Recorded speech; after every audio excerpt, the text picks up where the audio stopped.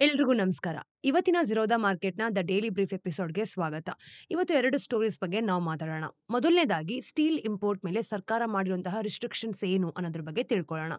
ಇದಾದ್ಮೇಲೆ clean energy ಖರೀದಿಗೆ ಹೊಸ ದಾರಿ, ಭಾರತದಲ್ಲಿ ಶೀಘ್ರದಲ್ಲೇ ಬರಲಿದೆ ವಿಪಿಪಿಎಸ್ ಇದ್ರ ಬಗ್ಗೆನೂ ಕೂಡ ಮಾತಾಡೋಣ. ಇವತ್ತು 24th ಜೂನ್ ಟ್ಯೂಸ್‌ಡೇ. ನಾನು ನಿಮ್ಮ ನಿರೂಪಕಿ ಚಂದನಾ ಗೌಡ. ಬನ್ನಿ ಕಾರ್ಯಕ್ರಮವನ್ನ ಶುರು ಮಾಡೋಣ. ಕಳೆದ ಒಂದೆರಡು ತಿಂಗಳುಗಳಿಂದ ನಾವು ನೋಡಿದ್ರೆ ಭಾರತದ ಸ್ಟೀಲ್ ಇಂಪೋರ್ಟ್ಸ್ ಬಗ್ಗೆ ತುಂಬಾನೇ ಚರ್ಚೆ ನಡೀತಾ ಇದೆ. ನಿರ್ದಿಷ್ಟವಾಗಿ ಅವನ್ನ ಲಿಮಿಟ್ ಮಾಡೋ ಅವಶ್ಯಕತೆ ಬಗ್ಗೆ.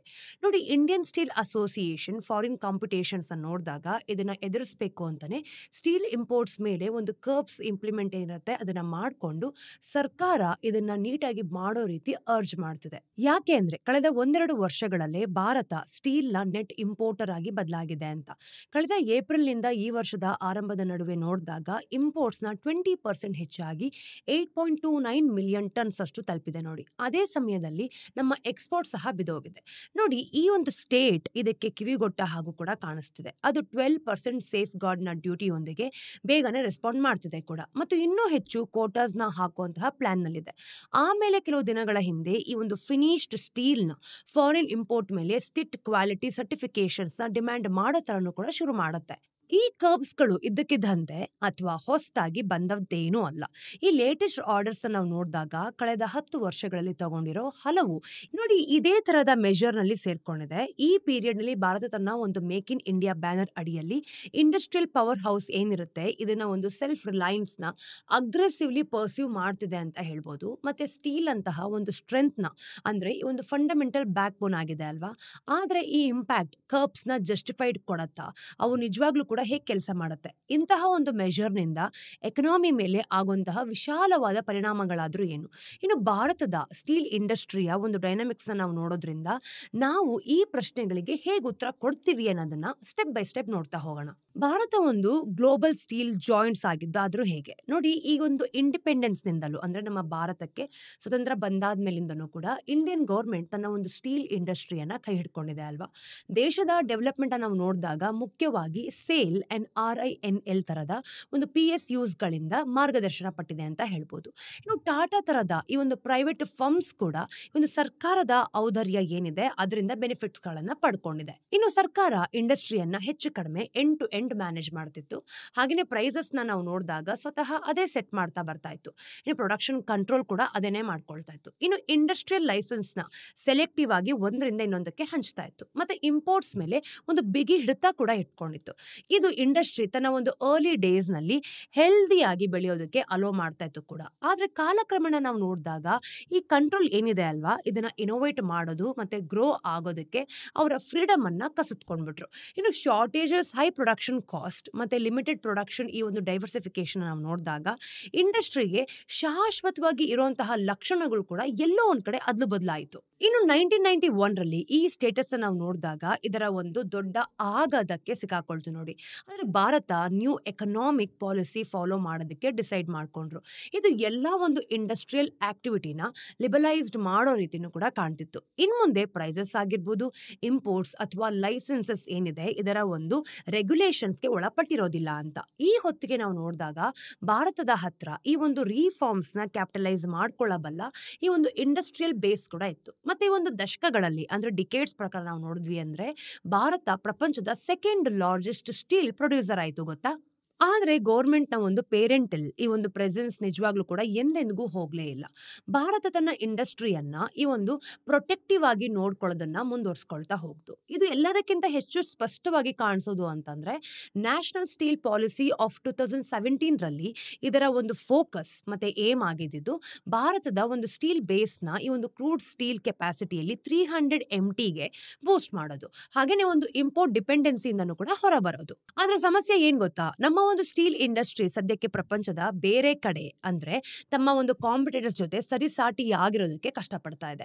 ಇದಕ್ಕೆ ಒಂದು ಪ್ರೈಮರಿ ರೀಸನ್ ಅಂತಂದ್ರೆ ಇಂಡಸ್ಟ್ರಿಯನ್ನ ಆರೋಪಿಸೋ ಪ್ರಕಾರ ಒಂದು ಡಂಪಿಂಗ್ ಅಂತ ಗೊತ್ತಾಗೋದು. ನೋಡಿ, ಡಂಪಿಂಗ್ ಅಂತ ಅಂದ್ರೆ ಈ ಒಂದು ಮಾರ್ಕೆಟ್ ಶೇರ್ ಗಳಿಸೋದಕ್ಕೆ ಅಥವಾ ಸರ್ಪ್ಲಸ್ ನ ಡಿಸ್ಪೋಸ್ ಮಾಡೋದಕ್ಕೆ ಗೂಡ್ಸ್ ನ ಅವುಗಳ ಒಂದು ಮಾರ್ಕೆಟ್ ವ್ಯಾಲ್ಯೂ ಆಗಿರ್ಬೋದು ಅಥವಾ ಒಂದು ಪ್ರೊಡಕ್ಷನ್ ಕಾಸ್ಟ್ ಗಿಂತ ತುಂಬಾನೇ ಕಡಿಮೆ ಪ್ರೈಸಸ್ಗೆ ಎಕ್ಸ್ಪೋರ್ಟ್ ಮಾಡೋ ಪ್ರಾಕ್ಟೀಸ್ ಅಂತ ಹೇಳ್ತೀವಿ. ಇನ್ನು Bharat, Japan, south Korea, Indonesia ಮತ್ತೆ ಮುಖ್ಯವಾಗಿ ನೋಡಿದಾಗ ಚೈನಾ ಪ್ರಪಂಚದ ಅತಿ ದೊಡ್ಡ ಸ್ಟೀಲ್ ಪ್ರೊಡ್ಯೂಸರ್ ಅಲ್ವಾ. ನೋಡಿ, ಇವೆಲ್ಲ ಸೇರ್ಕೊಂಡಂತೆ ಹಲವು ದೇಶಗಳ ಮೇಲೆ ತಮ್ಮ ಒಂದು ಎಕ್ಸೆಸ್ನ ಸ್ಟೀಲ್ನ ಡಂಪಿಂಗ್ ಮಾಡ್ತಿದೆ ಅಂತಾನೂ ಕೂಡ ಬೆರಳು ತೋರಿಸಿ ನೋಡ್ಕೊಳ್ತೀವಿ. ಆ ದೇಶಗಳು ತುಂಬಾ ಕಡಿಮೆ ಸ್ಟೀಲ್ ಮಾರಾಟ ಮಾಡಿದಾಗ ಅದು global market prices of steel ಏನಿರುತ್ತೆ ಅಲ್ವಾ, ಇದನ್ನ ಬೀಳ್ಸೋ ಹಾಗೆ ಮಾಡುತ್ತೆ. ಇದರಿಂದ ಇಂಡಿಯನ್ ಸ್ಟೀಲ್ ಪ್ರೊಡ್ಯೂಸರ್ಸ್ಗಳ ಮೇಲೆ ಈಗಾಗಲೇ ಥಿನ್ ಮಾರ್ಜಿನ್ಸ್ಗಳನ್ನ ಅಂದ್ರೆ ತಿಂದು ಹಾಕೋ ರೀತಿ ಎಲ್ಲೋ ಒಂದ್ ಕಡೆ ಇನ್ಸೆಕ್ಯೂರಿಟಿ ಕೂಡ ಕಾಣ್ತಿದೆ ಅಂತ ಹೇಳ್ಬೋದು. ಇದಕ್ಕೆ ನ್ಯಾಷನಲ್ ಸೆಕ್ಯೂರಿಟಿ ಸೇರಿಸ್ಕೊಂಡು ಪ್ರಪಂಚದ ಹೆಚ್ಚಿನ ಭಾಗವನ್ನ ನಾವು ನೋಡಿದಾಗ ಚೈನಾದಿಂದ ತಮ್ಮ ಒಂದು ಸಪ್ಲೈ ಚೈನ್ಸ್ ಏನಿದೆ ಅದು ಶಿಫ್ಟ್ ಮಾಡ್ತಿರೋದ್ರಿಂದ ಭಾರತ ಕೂಡ ತನ್ನ ಒಂದು ರಾ ಮೆಟೀರಿಯಲ್ಸ್ ಗಳ ಫ್ಲೋನ ಸೆಕ್ಯೂರ್ ಮಾಡ್ಕೊಳ್ಬೇಕು ಅಂತ ಬಯಸ್ತಾ ಇದೆ. ಇನ್ನು ಕರ್ಬ್ಸ್ ನ ಒಂದು ಸ್ಟೀಲ್ ನೋಡಿದಾಗ ಇಂಟರ್ ನ್ಯಾಷನಲ್ ಮಾರ್ಕೆಟ್ಸ್ ಅಲ್ಲಿನ ಒಂದು ವಾಲಿಟಿಲಿಟಿ ವಿರುದ್ಧ ಪ್ರೊಟೆಕ್ಟ್ ಮಾಡ್ಕೊಳ್ಳೋದಕ್ಕೂ ಸಹ ಸಹಾಯ ಮಾಡಬಹುದು. ಮತ್ತೆ ಭಾರತದ ಒಂದು ಲಾರ್ಜೆಸ್ಟ್ ಎಂಪ್ಲಾಯರ್ಸ್ ಗಳಲ್ಲಿ ಒಬ್ಬರಾಗಿರುವಂತ ಡೌನ್ ಟರ್ನ್ ಸಹ ಎದುರಿಸ್ತಾ ಇದೆ. ಅದು ಭಾರತಕ್ಕೆ ಒಟ್ಟಾರೆಯಾಗಿ ಒಂದು ಟೆರಿಬಲ್ ಆದ ಕ್ಷಣ ಅಂತಾನೂ ಕೂಡ ನಾವು ಹೇಳ್ಬೋದು ನೋಡಿ. ಆದ್ರೆ ನಮ್ಮನ್ನ ಅಂಡರ್ ಕಟ್ ಮಾಡ್ತಿರೋ ಈ ಒಂದು ಫಾರಿನ್ ಪ್ಲೇಯರ್ಸ್ ನಿಜವಾಗ್ಲೂ ಕೂಡ ನಮ್ ಜೊತೆ ಅನ್ಫೇರ್ ಆಗಿ ಟ್ರೀಟ್ ಮಾಡ್ತಿದಾರಾ, ಅಥವಾ ನಮ್ಮ ಸ್ಟೀಲ್ ಇಂಡಸ್ಟ್ರಿ ಕೂಡ ಲೆಸ್ ಪ್ರೊಡಕ್ಟಿವ್ ಆಗಿದೆಯಾ? ಹಾಗೆ ನಂಬೋದಕ್ಕೆ ಕೆಲವು ಕಾರಣಗಳಿದೆ ನೋಡಿ. ಭಾರತದ ಒಂದು ಸ್ಟೀಲ್ ಇಂಡಸ್ಟ್ರಿಯಲ್ಲಿ ಗ್ಲೋಬಲಿ ನಾವು ನೋಡಿದಾಗ ತುಂಬಾ ಲೋವರ್ ವೇಜಸ್ ಇದ್ರೂ ಕೂಡ, ಅಂದ್ರೆ ಕಡಿಮೆ ಕೂಲಿಗಳನ್ನ ಕೊಟ್ರು ಕೂಡ ನಮ್ಮ ಲೇಬರ್ ಹಿಸ್ಟಾರಿಕಲಿ ಲೆಸ್ ಪ್ರೊಡಕ್ಟಿವ್ ಆಗಿದೆ ಅಂತ ಗೊತ್ತಾಗುತ್ತೆ. ಇದಕ್ಕೆ ಬೇಸಿಕಲಿ ನಮ್ಮ ಒಂದು ಮ್ಯಾನೇಜರಿಯಲ್ ಡಿಫಿಷಿಯನ್ಸೀಸ್ ಕಾರಣ ಇರ್ಬೋದು. ಮತ್ತೆ ಭಾಗಶಃ ನಾವು ನೋಡಿದಾಗ ಈಗ ನಾವು ಟೆಕ್ನಾಲಜಿಗಳಲ್ಲಿ ಹಿಂದೆ ಇದೀವಿ ಅಂತ ಗೊತ್ತಾಗುತ್ತೆ. ಇದನ್ನ ಚೈನಾ ಜೊತೆ ಕಾಂಟ್ರಾಸ್ಟ್ ಮಾಡ್ಕೊಳ್ಳಿ. ಈಗ ಚೈನೀಸ್ ಸ್ಟೀಲ್ನ ಏಳಿಗೆ ನಾವು ನೋಡಿದಾಗ ಆಟೋಮೇಷನ್ ಮತ್ತೆ ಟೆಕ್ನಾಲಜಿಯ ಇಂಟೆನ್ಸ್ ಇಂಟಿಗ್ರೇಷನ್ ಏನಿರುತ್ತೆ ಅದರಿಂದ ಗುರುತಿಸಲ್ಪಟ್ಟಿದೆ ಅಲ್ವಾ. ಹಾಗೆಯೇ ಚೈನೀಸ್ ಫರ್ಮ್ಸ್ ತಮ್ಮ ಒಂದು ಸಪ್ಲೈ ಚೈನ್ ನ ದೊಡ್ಡ ಭಾಗಗಳನ್ನ ಸ್ವಂತದಾಗಿ ಕೂಡ ಮಾಡ್ಕೊಂಡಿರುತ್ತೆ. ಇದರಿಂದ ಅವರ ಒಂದು ಕಾಸ್ಟ್ ನ ಸ್ಕ್ವೀಸ್ ಡೌನ್ ಮಾಡಬಲ್ಲವರು ಕೂಡ. ಇನ್ನು ಜಾಸ್ತಿ ಕ್ಯಾಚ್ ಅಪ್ ಮಾಡಬೇಕಾಗಿದೆ ಅನ್ನೋದನ್ನು ಕೂಡ ನಮ್ಗಿಲ್ಲಿ ಗೊತ್ತಾಗುತ್ತೆ. ಅಂದ್ರೆ ನಾವು ಅವ್ರ ಜೊತೆ ಕಾಂಪೀಟ್ ಮಾಡೋದಕ್ಕೆ ನಾವು ಇನ್ನೂ ಸುಮಾರು ವರ್ಷಗಳ ಕಾಲ ಹಿಂದೆ ಇದೀವಿ. ನಮ್ಮ ಸ್ಟೀಲ್ ಪ್ರೊಡ್ಯೂಸರ್ಸ್ ನ ನೋಡಿದಾಗ ಕೆಳಗಿಳಿಯೋ ಇನ್ನೂ ಹಲವು ಇಶ್ಯೂಸ್ ಗಳು ಕೂಡ ಇದೆ. ಫಾರ್ ಎಕ್ಸಾಂಪಲ್, ಈಗ ನಮ್ಮ ಸ್ಟೀಲ್ ಪ್ರೊಡ್ಯೂಸರ್ಸ್ ನಾವು ನೋಡಿದಾಗ ಚೈನಾ, ಜಪಾನ್ ಅಥವಾ ಸೌತ್ ಕೊರಿಯಾಗಿಂತ ತುಂಬಾನೇ ಹೈಯರ್ ರೇಟ್ಸ್ ನಲ್ಲಿ ಕ್ರೆಡಿಟ್ ಏನಿದೆ ಅಲ್ವಾ ಅದನ್ನ ಪ್ರೊಕ್ಯೂರ್ ಮಾಡಬೇಕು. ಹಾಗೇನೆ ಭಾರತದಲ್ಲಿ ವಸ್ತುಗಳನ್ನ ನಾವು ನೋಡಿದಾಗ ಅಂದ್ರೆ ಒಂದ್ ಕಡೆಯಿಂದ ಇನ್ನೊಂದ್ ಕಡೆಗೆ ಮೂವ್ ಔಟ್ ಮಾಡೋದಕ್ಕೆ ತುಂಬಾ ಎಕ್ಸ್ಪೆನ್ಸಿವ್ ಆಗಿದೆ ಅಂತ ಹೇಳ್ಬೋದು. ನಿಜ ಹೇಳ್ಬೇಕು ಅಂತಂದ್ರೆ ಈ ಒಂದು ರೈಲ್ವೆ ಇನ್ಫ್ರಾಸ್ಟ್ರಕ್ಚರ್ ಏನಿದೆ ಅಲ್ವಾ ಅದು ನಮ್ಮ ನೋಡಿದಾಗ ನಮ್ಮ ದೇಶದಲ್ಲಿ ತುಂಬಾ ಕಡಿಮೆ ಆಗಿದೆ ಅಂತ ಗೊತ್ತಾಗುತ್ತೆ. ಹಾಗೆ ನಮ್ಮ ಫರ್ಮ್ಸ್ ಗಳಿಗೆ ಪ್ರತಿ ಟನ್ಸ್ ಆಫ್ ಫಿನಿಶ್ಡ್ ಸ್ಟೀಲ್ಗೆ USD 20 to 25 ನಷ್ಟು ರಿಲೇಟಿವ್ ಕಾಸ್ಟ್ ಡಿಸ್ಅಡ್ವಾಂಟೇಜ್ ಕೂಡ ಕೊಡುತ್ತೆ. ಸೊ ನಮ್ಮ ಎಲ್ಲಾ ಲೆಗಸಿ ಇಶ್ಯೂಸ್ ಗಳಿಂದಾಗಿ ನಮ್ಮ ಸ್ಟೀಲ್ ಪ್ರೊಡ್ಯೂಸರ್ಸ್ ಸಾಕಷ್ಟು ಕಡಿಮೆ ಪ್ರೈಸಸ್ ನಲ್ಲಿ ಸ್ಟೀಲ್ ಮಾರಾಟ ಮಾಡಕ್ ಆಗ್ತಿಲ್ಲ ಅನ್ನೋ ಒಂದು ಗುಡ್ ಚಾನ್ಸ್ ಸಹ ಇಲ್ಲಿದೆ ನೋಡಿ. ಆದ್ರೆ ಒಂದು ಮೇಜರ್ ಪ್ರಾಬ್ಲಮ್ ಗೌರ್ಮೆಂಟ್ ಪಾಲಿಸಿಯಿಂದಾನೇ ಇರ್ಬೋದು. ಈ ಕಬ್ಸ್ಗೆ ಹೇಗೆ ಕೆಲಸ ಮಾಡುತ್ತೆ ಅನ್ನೋದ್ರಲ್ಲೇ ಒಂದು ಐರನಿ ಇದೆ ನೋಡಿ. ಈಗ ಭಾರತ ಸ್ಟೀಲ್ ಇಂಪೋರ್ಟ್ಸ್ ನ ಕಬ್ ಮಾಡ್ದ ಹಾಗೆ ಅದು ಸ್ಟೀಲ್ ಮಾಡೋಕೆ ಬೇಕಾದ ರಾ ಮೆಟೀರಿಯಲ್ ಅಂದ್ರೆ ಈ ಒಂದು ಲೋ ಆಶ್ ಮೆಟ್ ಕೋಕ್ ತರದ ವಸ್ತುಗಳು ಏನಿರುತ್ತೆ ಇದನ್ನ ಇಂಪೋರ್ಟ್ಸ್ ಕೂಡ ಕಬ್ ಮಾಡಿದೆ ಅಂತ ಹೇಳ್ಬೋದು. ಆ ಕಬ್ಸ್ ನಮ್ಮ ಅತಿ ದೊಡ್ಡ ಸ್ಟೀಲ್ ಪ್ರೊಡ್ಯೂಸರ್ಸ್ ಗಳಿಗೆ ಹೊಡೆತ ಕೊಟ್ಟೆ ಕೊಡುತ್ತೆ. ಇದರ ಬಗ್ಗೆ ನಾವು ಮೊದಲೇ ಡಿಸ್ಕಸ್ ಮಾಡಿದೀವಿ. ನಿಮ್ಗೆ ಸಮಯ ಸಿಕ್ಕಾಗ ಆ ಎಪಿಸೋಡ್ ನ ನೋಡ್ಕೊಂಡು ಬನ್ನಿ. ಸೊ ಇದಕ್ಕೆ ಆಗುವಂತಹ ಲಿಂಕ್ ಏನು ಅಂತ ನಿಮಗೆ ಗೊತ್ತಾಗುತ್ತೆ. ಆ ಹೈ ಕಾಸ್ಟ್ ಆಗಿರ್ಬೋದು ಡೊಮೆಸ್ಟಿಕ್ ಸ್ಟೀಲ್ ನ ಅದರ ನೋಡಿದಾಗ ಆ ಫಾರಿನ್ ಪೀರ್ಸ್ ಗಳಿಂದ ತುಂಬಾನೇ ಕಡಿಮೆ ಆಗಿ ಕಾಸ್ಟ್ ಕಾಂಪಿಟೇಟಿವ್ ಮಾಡುತ್ತೆ ಅನ್ನೋದು ಇಲ್ಲಿ ಗೊತ್ತಾಗುತ್ತೆ. ಸೊ ಫಿನಿಶ್ಡ್ ಸ್ಟೀಲ್ ಮೇಲಿನ ಈ ಕಬ್ಸ್ ನಾವು ನೋಡಿದಾಗ ಒಂದ್ ರೀತಿಯಲ್ಲಿ ಆ ಕಬ್ಸ್ ಗಳಿಗಾಗಿ ನಮ್ಮ ಒಂದು ಸ್ಟೀಲ್ ಪ್ರೊಡ್ಯೂಸರ್ಸ್ ನ ಕಾಂಪನ್ಸೇಟ್ ಮಾಡೋದಕ್ಕೆ ಇರೋದು. ಆದ್ರೆ ಇಲ್ಲಿ ಏನ್ ಗೊತ್ತಾಗತ್ತೆ ಗೊತ್ತಾ, ನಾವು ಮುಂದೆ ನೋಡೋ ಹಾಗೆ ಈ ಒಂದು ಸ್ಟೀಲ್ ನ ಅಂದ್ರೆ ತಮ್ಮ ಗೂಡ್ಸ್ ಗಳಿಗಾಗಿ ರಾ ಮೆಟೀರಿಯಲ್ ಆಗಿ ಬಳಸೋರ್ಗೆ ವಿಶೇಷವಾಗಿ ನಮ್ಮ ಒಂದು ಸ್ಮಾಲ್ ಎಂಟರ್ಪ್ರೈಸಸ್ ಗಳು ಏನಿರುತ್ತೆ ಅದಕ್ಕೆ ಖಂಡಿತವಾಗ್ಲೂ ಒಂದು ಸಮಸ್ಯೆವನ್ನ ಕ್ರಿಯೇಟ್ ಮಾಡುತ್ತೆ. ಸೊ ಬೇಸಿಕಲಿ ಕರ್ಬ್ಸ್ ಅನ್ನೋದು ಹೇಗೆ ಕೆಲಸ ಮಾಡುತ್ತೆ, ಸೊ ಗವರ್ಮೆಂಟ್ ಹೇಗೆ ಮಧ್ಯ ಪ್ರವೇಶಿಸುತ್ತೆ ಅಂತ ಇಲ್ಲಿ ಗೊತ್ತಾಗುತ್ತೆ ನೋಡಿ. ನೀವೊಬ್ಬ ಇಂಡಿಯನ್ ಸ್ಟೀಲ್ ಪ್ರೊಡ್ಯೂಸರ್ ಅಂತ ಇಮ್ಯಾಜಿನ್ ಮಾಡ್ಕೊಳ್ಳಿ. ನಿಮ್ಮ ಪ್ರಾಫಿಟ್ಸ್ ತುಂಬಾ ತೀವ್ರವಾಗಿ ಡಿಕ್ಲೈನ್ ಆಗ್ತಾ ಇರುತ್ತೆ. ಮತ್ತೆ ನಿಮ್ಮ ಒಂದು ಎಕ್ಸ್ಪೋರ್ಟ್ ಆರ್ಡರ್ಸ್ ಗಳನ್ನ ನಾವು ನೋಡಿದಾಗ ಚೈನೀಸ್ ಗಳಿಗೆ ನೀವು ಅಲ್ಲಿ ಹೋಗಿ ಕಳೆದುಕೊಳ್ತೀರಿ. ಈಗ ಬೇರೆ ದೇಶಗಳು ಏನ್ ಮಾಡುತ್ತೆ, ನಿಮ್ಮ ಬಿಸ್ನೆಸ್ ನ ಒಂದು ಅಂಡರ್ ಕಟಿಂಗ್ ಕೂಡ ಮಾಡುತ್ತೆ ಅಂತ ನಿಮ್ಗೆ ಎಲ್ಲೋ ಒಂದ್ ಕಡೆ ಅನುಮಾನ ಇರುತ್ತೆ.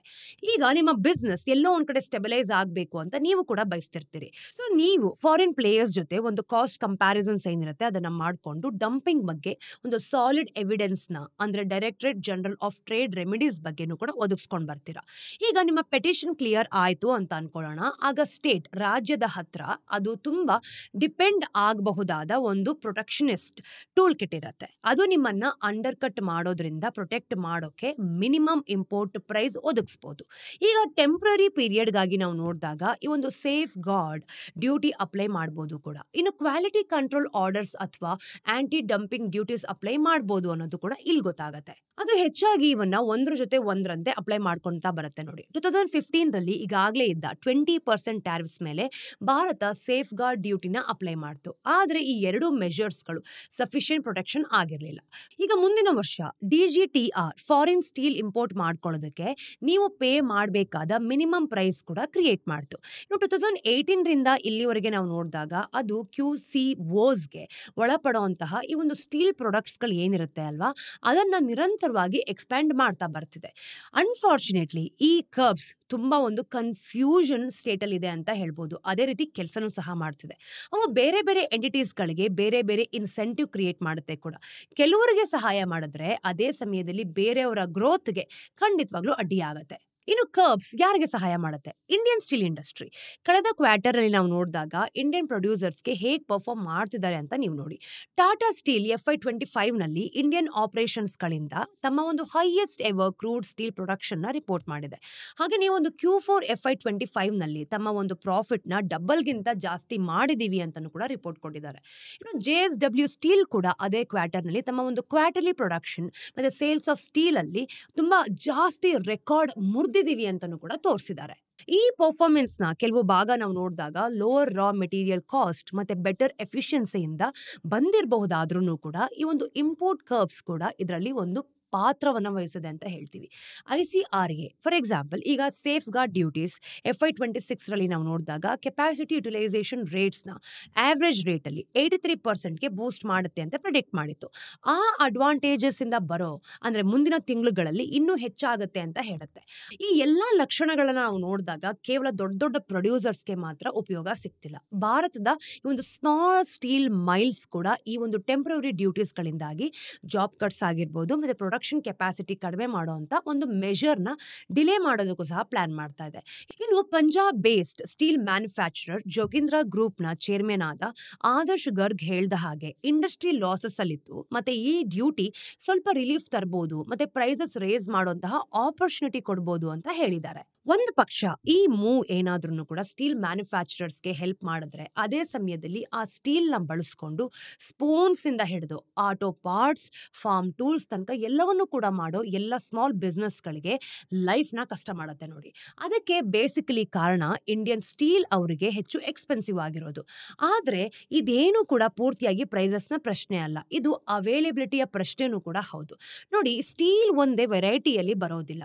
ಈಗ ನಾವು ನೋಡಿದಾಗ manufacturers specific grades of imported steel ಮೇಲೆ ಡಿಪೆಂಡ್ ಆಗಿರ್ತಾರೆ ಅಲ್ವಾ. ಅವುಗಳಲ್ಲಿ ಹಲವು ಕೂಡ ಡೊಮೆಸ್ಟಿಕಲಿ ಸಾಕಷ್ಟು ಪ್ರಮಾಣದಲ್ಲಿ ಪ್ರೊಡ್ಯೂಸ್ ಆಗೋದಿಲ್ಲ, ಅಂದ್ರೆ ನಮ್ಮ ದೇಶದಲ್ಲಿ ಪ್ರೊಡ್ಯೂಸ್ ಆಗಲ್ಲ ಅಂತ. ಇನ್ನು ಕರ್ಬ್ಸ್ ನ ನೋಡಿದಾಗ ಆ ವೆರೈಟೀಸ್ ಆಫ್ ಸ್ಟೀಲ್ ಏನಿರುತ್ತೆ ಅದನ್ನ ಪ್ರೊಕ್ಯೂರ್ ಮಾಡೋದನ್ನ ಅವ್ರಿಗೆ ಹೆಚ್ಚಾಗಿ ಎಕ್ಸ್ಪೆನ್ಸಿವ್ ಮಾಡ್ಬಿಡುತ್ತೆ.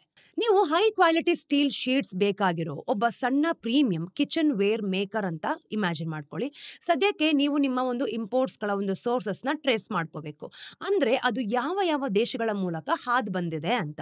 ಇನ್ನು ನಿಮ್ಮ ಸ್ಟೀಲ್ ಶೀಟ್ಸ್ ನಾವು ನೋಡಿದಾಗ ಒಂದು ಚೈನೀಸ್ ಫರ್ಮ್ ನಿಂದ ಬಂದ್ರೆ ಆ ಫರ್ಮ್ ತಾನೇ ಅದನ್ನ ಇಂಡೋನೇಷ್ಯಾ ಫರ್ಮ್ ನಿಂದ ರಾ ಸ್ಲ್ಯಾಬ್ಸ್ ಗಳಿಂದ ಕನ್ವರ್ಟ್ ಮಾಡಿದೆ ಅಂತ.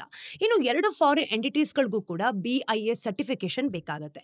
ಆದ್ರೆ BIS ಸರ್ಟಿಫಿಕೇಶನ್ ಪಡ್ಕೊಳ್ಳೋದಕ್ಕೆ ತುಂಬಾ ಟೈಮ್ ಸಹ ಹಿಡಿಬಹುದು. ಇದರಿಂದ ನಿಮ್ಮ ಅಂದ್ರೆ ಒಂದು ಸ್ಮಾಲ್ ಫರ್ಮ್ಗೆ ಕಂಪ್ಲೈಯನ್ಸ್ ಏನಿರುತ್ತೆ ಅದರ ಒಂದು ಕಾಸ್ಟ್ ಅಂದ್ರೆ ಖರ್ಚು ಜಾಸ್ತಿ ಆಗೋಗುತ್ತೆ. ಪರಿಸ್ಥಿತಿಯನ್ನ ಇನ್ನು ಕೆಟ್ಟದಾಗ್ಸೋದು ಏನ್ ಗೊತ್ತಾ, ಈ ಒಂದು QCOs ಗಳನ್ನ ಅವರಿಗೆ ಸಫಿಷಿಯಂಟ್ ಟೈಮ್ ಕೊಡದೆ ಅಪ್ಲೈ ಮಾಡಲಾಗ್ತಿದೆ ಅಂತ. ಇನ್ನು global trade research initiative imports ಗಳಿಗೆ QCOs ಗಳಿಗೆ ಅಡ್ಯಾಪ್ಟ್ ಆಗೋದಕ್ಕೆ ಕೇವಲ 3 ದಿನಗಳು ಮಾತ್ರ ನೋಟಿಸ್ ಸಿಗುತ್ತೆ ಅಂತ ಕಂಪ್ಲೇಂಟ್ ಮಾಡಿದೆ. ಇದು ತುಂಬಾನೇ ಕಡಿಮೆ. ಈಗ ನಾನ್ ಕಂಪ್ಲೈನ್ಸ್ ನಾವು ನೋಡಿದಾಗ ಈ ಮಧ್ಯೆ ನಿಮಗೆ ಬೇಕಾದ ಸ್ಟೀಲ್ ನ ಸಪ್ಲೈ ಏನಿರುತ್ತೆ ಅದನ್ನ ಪೂರ್ತಿಯಾಗಿ ಹಾಲ್ಟ್ ಮಾಡಬಹುದು. ಈ ಇಶ್ಯೂ ರೇಸ್ ಆಗ್ತಿರೋದು ಇದು ಮೊದಲೇನಲ್ಲ ಬಿಡಿ. ಕಳೆದ ವರ್ಷ ಇಂಜಿನಿಯರಿಂಗ್ ಗೂಡ್ಸ್ ಮ್ಯಾನುಫ್ಯಾಕ್ಚರರ್ಸ್ ಗಳ ರೆಪ್ರೆಸೆಂಟೇಟಿವ್ ಬಾಡಿ ಆದ EEPC ಇಂಡಿಯಾ ಕರ್ಬ್ಸ್ ತಮ್ಮ ಒಂದು ಪ್ರಾಡಕ್ಟ್ಸ್ ನ ಲೆಸ್ ಕಾಸ್ಟ್ ಕಾಂಪಿಟೇಟಿವ್ ಮಾಡ್ತಿದೀವಿ ಅಂತ ಒಂದು ಫ್ಲಾಗ್ ಮಾಡ್ತಿತ್ತು. ಹಾಗೇನಾ ಈ ಒಂದು EEPCಯ ಚೇರ್ಮನ್ ಆದ ಅರುಣ್ ಕುಮಾರ್ ಗೊರಾಡಿಯಾ ಹೇಳಿದ್ದು ಚೈನೀಸ್ ಸ್ಟೀಲ್ ಮತ್ತೆ ಇಂಡಿಯನ್ ಪ್ರೊಡ್ಯೂಸ್ ಸ್ಟೀಲ್ ನಡುವಿನ ಪ್ರೈಸ್ ಡಿಫರೆನ್ಶಿಯಲ್ ಸಿಗ್ನಿಫಿಕೆಂಟ್ ಆಗ್ತಿದೆ ಅಂತ. ನೋಡಿ, ಈ ಪ್ರೈಸ್ ಅಡ್ವಾಂಟೇಜ್ ನ ನೋಡಿದಾಗ ನೋಡಿದಾಗ ಡೌನ್ ಸ್ಟ್ರೀಮ್ ಇಂಡಸ್ಟ್ರೀಸ್, ವಿಶೇಷವಾಗಿ ಸಣ್ಣ ಸಣ್ಣ ಕಂಪನಿಗಳು MSMEs ಅಂತ ಏನ್ ಹೇಳ್ತೀವಿ, ಇದು ಡೊಮೆಸ್ಟಿಕ್ ಮತ್ತೆ ಗ್ಲೋಬಲ್ ಮಾರ್ಕೆಟ್ ಅಲ್ಲಿ ಕಾಂಪಿಟೇಟಿವ್ ಆಗಿ ಉಳಿಯೋದಕ್ಕೆ ಸಾಧ್ಯವಾಗ್ಸತ್ತೆ.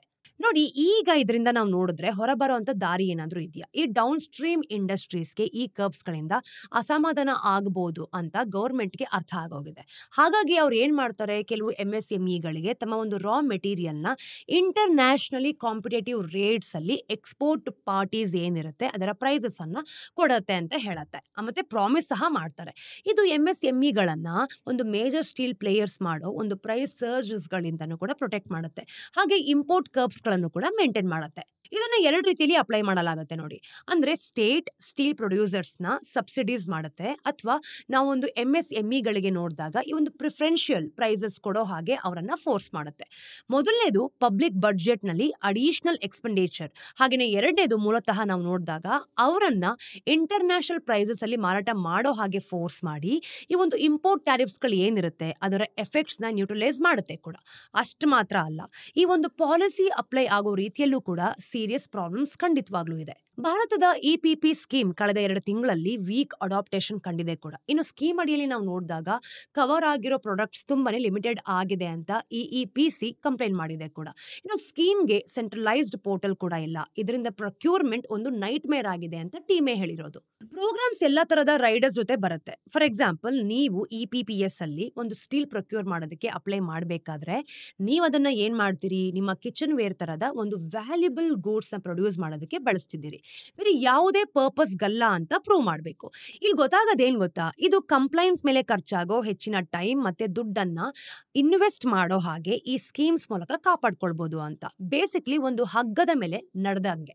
ಈಗ ಬೇರೆ ಬೇರೆ ಮ್ಯಾನುಫ್ಯಾಕ್ಚರರ್ಸ್ ಅಸೋಸಿಯೇಷನ್ ನಡುವಿನ ಒಂದು ಕಾನ್ಫ್ಲಿಕ್ಟ್ಸ್ ಇಂಡಸ್ಟ್ರಿಯಲ್ ಪಾಲಿಸಿ ನಡೆಸೋದು ಎಷ್ಟು ಕಷ್ಟ ಅಂತ ಇಲ್ಲಿ ಹೈಲೈಟ್ ಮಾಡುತ್ತೆ ನೋಡಿ. ಇದೆಲ್ಲನೂ ಕೂಡ ಒಂದು ಕಾಂಟೆಕ್ಸ್ಟ್ ಅಲ್ಲಿ ನಡೀತದೆ. ಈಗ ನಾವು ನೋಡಿದಾಗ ಈ ಗ್ಲೋಬಲ್ ಡಿಮ್ಯಾಂಡ್ ಕುಸಿತಿರುವಂತಹ ಒಂದು ಪ್ರಪಂಚದಲ್ಲಿ ನಾವಿದ್ದೀವಿ. ಪ್ರಪಂಚದ ಹಲವು ದೇಶಗಳು ಈ ಒಂದು ಸ್ಟೀಲ್ ಪ್ರಾಡಕ್ಟ್ಸ್ ಅಲ್ಲಿರ ಒಂದು ಓವರ್ ಕೆಪಾಸಿಟಿಯನ್ನ ಕೌಂಟರ್ ಮಾಡೋದಕ್ಕೆ ಮೂವ್ ಅನ್ನ ಕೊಡ್ತಾ ಇದೆ. ಯಾಕೆ ಅಂತಂದ್ರೆ ಈ ಡೌನ್ ಟರ್ನ್ ಬಂದು ತಮ್ಮ ಒಂದು ಇಂಡಸ್ಟ್ರಿಯ ಫೌಂಡೇಶನ್ ನಾಶ ಮಾಡೋದು ಯಾರಿಗೂ ಕೂಡ ಬೇಡ. ಭಾರತ ಕೂಡ ಇದೇ ಗೇಮ್ ಅನ್ನ ಆಡ್ತಿದೆ ಅಂತ ಹೇಳ್ಬೋದು. ಒಂದ್ ರೀತಿಯಲ್ಲಿ ಹೇಳ್ಬೇಕು ಅಂತಂದ್ರೆ ಭಾರತ ಸೇರ್ಕೊಂಡಂತೆ ಹಲವು ದೇಶಗಳು ಈ ಒಂದು ಇಂಡಸ್ಟ್ರಿಯಲ್ ಸೆಲ್ಫ್ ಸಫಿಷಿಯನ್ಸಿ ಪರ್ಸ್ಯೂ ಮಾಡ್ತಿರೋದ್ರಿಂದ ಈ ಒಂದು ಮೂವ್ಸ್ ಕಾಲಕ್ರಮೇಣ ತೀವ್ರ ಆಗತ್ತೆ ಅಂತ ಹೇಳ್ಬೋದು. ಆದ್ರೆ ಈ ಡೊಮೆಸ್ಟಿಕ್ ಕಂಪನಿಗಳನ್ನ ನಾವು ನೋಡಿದಾಗ ಅವುಗಳ ಒಂದು ಆರಂಭಿಕ ಹಂತದಲ್ಲಿ ಪ್ರೊಟೆಕ್ಟ್ ಮಾಡ್ಕೊಳ್ಳೋದಕ್ಕೂ ಮತ್ತೆ ಅವರನ್ನ ಉಸಿರುಗಡಿಸೋದಕ್ಕೂ ಕೂಡ ಒಂದು ಸಣ್ಣ ಗೆರೆ ಇದೆ ಅಂತ ಗೊತ್ತಾಗುತ್ತೆ. ಅಂದ್ರೆ ಓಪನ್ ಮತ್ತೆ ಇಂಟರ್ನ್ಯಾಷನಲ್ ಕಾಂಪಿಟೇಷನ್ ಗಳಿಂದ ಗಳಿಸೋದು ಈ ಒಂದು ಲಾಭ ಏನಿದೆ ಖಂಡಿತವಾಗ್ಲೂ ಸಾಕಷ್ಟಿದೆ. ಮತ್ತೆ ಪ್ರಪಂಚದ ಉಳಿದ ಭಾಗದಿಂದ ಪ್ರತ್ಯೇಕವಾಗಿರೋದು ಅಂದ್ರೆ ಸಪರೇಟ್ ಆಗಿರೋದು ಕೇವಲ ಸ್ವಲ್ಪ ಕಾಲದವರೆಗೆ ಮಾತ್ರ ಸಹಾಯ ಆಗತ್ತೆ ಅನ್ನೋದು ಇಲ್ಲಿ ಗೊತ್ತಾಗತ್ತೆ ನೋಡಿ. ಈಗ ಮುಂದಿನ ಸ್ಟೋರಿಯಲ್ಲಿ ಕಾರ್ಪೊರೇಟ್ ಗ್ರೀನ್ ಎನರ್ಜಿಗಾಗಿ ಭಾರತದ ಒಂದು ಹೊಸ ಟೂಲ್ ಏನು ಅನ್ನೋದನ್ನ ನೋಡೋಣ. ನಿಮ್ಮ ಬಿಸ್ನೆಸ್ ನೆಟ್ ಝೀರೋ ಆಗೋದು ಅಂದ್ರೆ ಸೋಲಾರ್ ಪ್ಯಾನೆಲ್ಸ್ ಇನ್ಸ್ಟಾಲ್ ಮಾಡೋದಕ್ಕಿಂತ ಸರಿಯಾದ ಒಂದು ಫೈನಾನ್ಷಿಯಲ್ ಕಾಂಟ್ರಾಕ್ಟ್ ಏನಿದೆ ಅದನ್ನ ಸೈನ್ ಮಾಡೋದು ಹೆಚ್ಚು ಮುಖ್ಯವಾದ್ರೆ ಹೇಗಿರುತ್ತೆ ಅಂತ. ಇತ್ತೀಚೆಗೆ ಸೆಂಟ್ರಲ್ ಎಲೆಕ್ಟ್ರಿಸಿಟಿ ರೆಗ್ಯುಲೇಟರಿ ಕಮಿಷನ್, ಇದನ್ನ CERC ಅಂತ ಕರಿತೀವಿ, ಭಾರತದಲ್ಲಿ ಮೊದಲ ಬಾರಿಗೆ ವರ್ಚುವಲ್ ಪವರ್ ಪರ್ಚೇಸ್ ಅಗ್ರಿಮೆಂಟ್ಸ್ ಏನಿದೆ VPPAs ಅಂತ ಕರೆಯೋದಕ್ಕೆ ಅಲೋ ಮಾಡೋ ಹೊಸ ರೂಲ್ಸ್ ಗಳನ್ನ ಪ್ರಪೋಸ್ ಮಾಡಿದೆ. ಅವು ಏನಾದ್ರೂ ಜಾರಿಗೆ ಬಂದ್ರೆ ಕಂಪನಿಗಳಿಗೆ ತಮ್ಮ ಒಂದು ಕ್ಲೀನ್ ಎನರ್ಜಿ ರಿಕ್ವೈರ್ಮೆಂಟ್ಸ್ ಏನಿರುತ್ತೆ ಅದನ್ನ ಪೂರೈಸ್ಕೊಳ್ಳೋದಕ್ಕೆ ಒಂದು ಪೂರ್ತಿ ಹೊಸ ದಾರಿ ಕೂಡ ಸಿಗ್ಬೋದು. ನೀವು ಇದಕ್ಕೂ ಮುಂಚೆ VPPAs ಬಗ್ಗೆ ಕೇಳಿಲ್ಲ ಅಂತಂದ್ರೆ ಈಗ ಕೇಳಿ ನೋಡಿ. ಹೆಚ್ಚಿನ ಜನಕ್ಕೆ ಇದ್ರ ಬಗ್ಗೆ ಏನು ಅಂತಾನೆ ಗೊತ್ತಿರೋದಿಲ್ಲ. ಈಗ ಗ್ರೀನ್ ಎನರ್ಜಿ ಸೆಕ್ಟರ್ಗೆ ಬಂದಾಗ ಬೇಗ ಪುಷ್ ಆಗಿರ್ಬೋದು ಅಥವಾ ಪುಷ್ ಆಗದೆ ಇರ್ಬೋದು. ಇದ್ರ ಬಗ್ಗೆ ನೀವು ಕೇಳೋದ್ರಿಂದ ನಿಮ್ಗೆ ಡೀಟೇಲ್ಡ್ ಆಗಿ ಅರ್ಥ ಆಗುತ್ತೆ. ನೀವು ಗ್ರೀನ್ ಪವರ್ ಪರ್ಚೇಸ್ ಮಾಡಬೇಕಾದ್ರೆ ನೀವು ಮೂಲತಃ ನೋಡಿದಾಗ 2 ವಿಷಯಗಳನ್ನ ಕೊಂಡ್ಕೊಳ್ತೀರಾ. ಅಂದ್ರೆ 2 ವಿಷಯದಲ್ಲಿ ಅರ್ಥ ಮಾಡ್ಕೊಳ್ತೀರಾ. ಒಂದು, ನೀವು ಬಳಸಬಹುದಾದಂತಹ ಎಲೆಕ್ಟ್ರಿಸಿಟಿ, ಇದು ನಿಮ್ಗೆ ಸಿಗೋ ಬೇರೆ ಯಾವುದೇ ತರಹದ ಎಲೆಕ್ಟ್ರಿಸಿಟಿ ತರಾನೇ ಇರುತ್ತೆ. ಅದ್ರ ಮೇಲೆ ಎನ್ವೈರನ್ಮೆಂಟಲಿ ಅಂದ್ರೆ ಈ ಒಂದು ಪರಿಸರದ ಬಗ್ಗೆ ನೀವು ಕಾನ್ಶಿಯಸ್ ಆಗಿರ್ತೀರಾ. ಈಗ ಕ್ರೆಡಿಟ್ ಕೂಡ ನಿಮ್ಗೆ ಅದರಿಂದ ಅವಾಗವಾಗ ಸಿಗ್ತಾ ಇರುತ್ತೆ.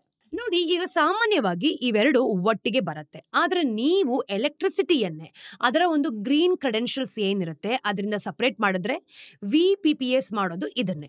ಇದ್ರ ಹಿಂದಿರೋ ಒಂದು ಬೇಸಿಕ್ ಐಡಿಯಾ ಸಿಂಪಲ್ ಆಗಿದೆ ನೋಡಿ. VPPA ಅಡಿಯಲ್ಲಿ ಕಂಪನಿಗಳು ದೇಶದ ಯಾವುದೇ ಭಾಗದಲ್ಲಿರೋ ರಿನ್ಯೂವಬಲ್ ಎನರ್ಜಿ ಪ್ರಾಜೆಕ್ಟ್ಸ್ ಗಳಿಗೆ ಫೈನಾನ್ಷಿಯಲಿ ಸಪೋರ್ಟ್ ಮಾಡಬಹುದು. ಅದಕ್ಕೆ ಪ್ರತಿಯಾಗಿ ನಾವು ನೋಡಿದಾಗ ಅವರು ಕ್ಲೀನ್ ಎನರ್ಜಿ ಬಳಸಿದಕ್ಕೆ ಒಂದು ಕ್ರೆಡಿಟ್ಸ್ ಅನ್ನ ಪಡ್ಕೊಳ್ತಾರೆ ನೋಡಿ. ಅವರ ಆಫೀಸ್ಗೆ ಪವರ್ ಕೊಡೋ ಈ ಒಂದು ಆಕ್ಚುಲ್ ಎಲೆಕ್ಟ್ರಿಸಿಟಿ ರೆಗ್ಯುಲರ್ ಗ್ರಿಡ್ ನಿಂದಲೇ ಬಂದ್ರೂ ಸಹ ಅವ್ರು ಅದಕ್ಕೆ ಕ್ರೆಡಿಟ್ಸ್ ನ ತಗೊಳ್ಬಹುದು. ಈಗ ಟ್ರೆಡಿಷನಲ್ ಪವರ್ ಪರ್ಚೇಸ್ ಅಗ್ರಿಮೆಂಟ್ಸ್ ಅಲ್ಲಿ ಎಲೆಕ್ಟ್ರಿಸಿಟಿ ಈ ಒಂದು ಜನರೇಟರ್ಸ್ ನಿಂದ ನಾವು ನೋಡಿದಾಗ ಇದರ ಒಂದು ಬೈಯರ್ಸ್ ಯಾರೆಲ್ಲ ಇರ್ತಾರೆ ಅವ್ರಿಗೆ ಫಿಸಿಕಲಿ ಫ್ಲೋ ಆಗುತ್ತೆ ಅಂತ ಗೊತ್ತಾಗುತ್ತೆ. ಆದ್ರೆ ವರ್ಚುವಲ್ PPA ಬೇರೆನೆ ಏನನ್ನೋ ಮಾಡುತ್ತೆ. ನೀವು ಒಂದು ಪ್ಲಗ್ಡ್ ಇನ್ ಆಗಿರೋ ಒಂದು ಆಕ್ಚುಲ್ ಎಲೆಕ್ಟ್ರಿಸಿಟಿ ಇನ್ಫ್ರಾಸ್ಟ್ರಕ್ಚರ್ ಜೊತೆ ಇದನ್ನ ಇಂಟರ್ಫಿಯರ್ ಮಾಡೋ ಹಾಗಿಲ್ಲ. ಇದೊಂದು ಪ್ಯೂರ್ಲಿ ಫೈನಾನ್ಷಿಯಲ್ ಕಾಂಟ್ರಾಕ್ಟ್. ನೀವು ಜಾರ್ಖಂಡ್ ಅಲ್ಲಿ ಒಂದು ಫ್ಯಾಕ್ಟರಿ ನಡೆಸ್ತಿದ್ದೀರಿ ಅಂತ ಊಹಿಸ್ಕೊಳ್ಳಿ.